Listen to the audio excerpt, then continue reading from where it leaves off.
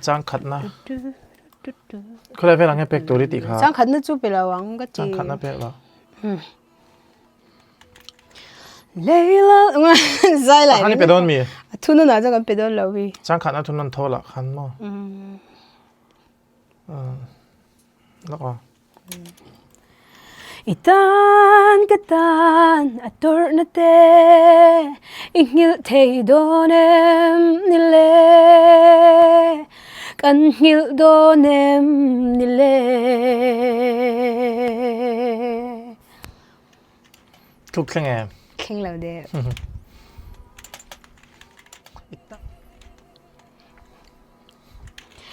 Leila rau pui tele Mami tengein andu lava Sir an non nu vanlal riang vayaka Lung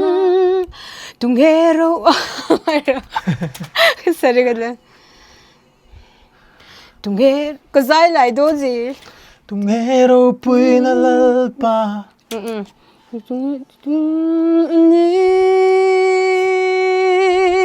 Chị chú bệt chặt thâu đón đi khá là tro nắng hoa bên bệt thâu lại xem thì bụi đó na tung nghe tôi chung cái sao mắt la cả tung nghe lâu cái lệ mình come on mình là lý xuân đi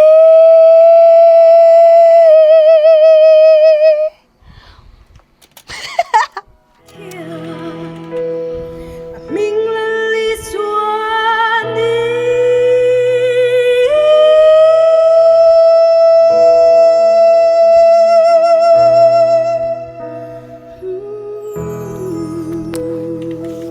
ending thì cái đủ liếm lầu mà lẽ cái gì này tụi em bị chơi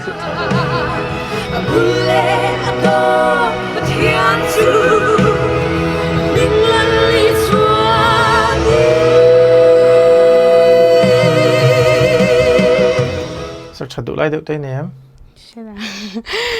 người ta lo này thợ lâu mà một tay lâu tùy lâu nghe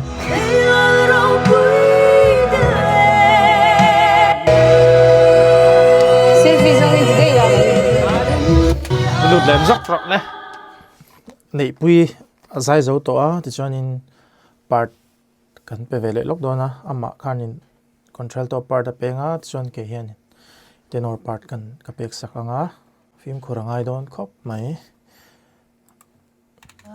tu nghe lâu kal tu rupathian chu nãy bùi voice recording shum shum chu kan zo ta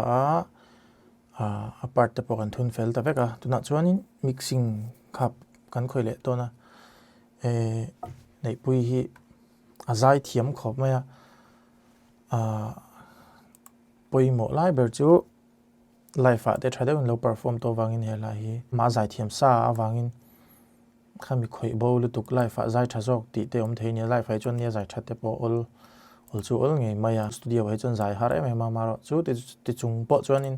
azai hi a tha em ani chu ta tak chuan I over compress te I lo a voice shim te po lo tune na sat lu te po om theini chu wan chuanin a voice a hianin auto tune ti ang chi te khatiang kha engma ka mang lo shim nei record lai pon hi kan uluka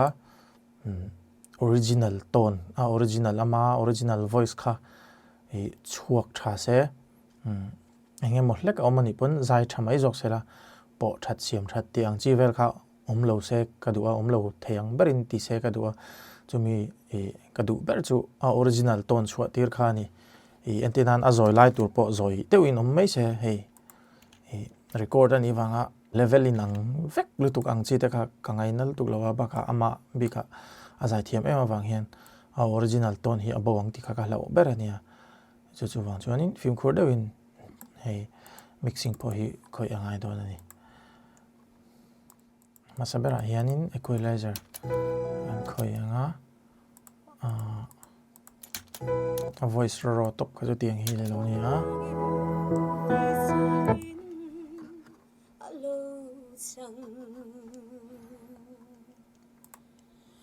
mình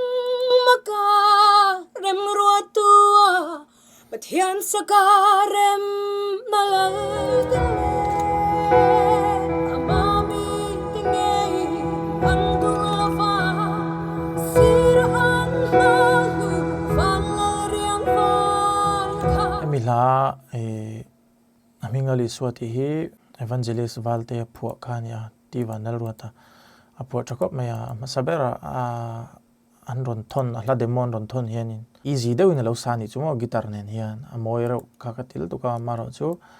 asiam rem lai ngai le ne te ka lo siam rem mi ro min tia ama in hongzao ma fel khop maya chu la chona poimo ka ti deuh chu laphu tu tam tak te hianin kan laphu te hi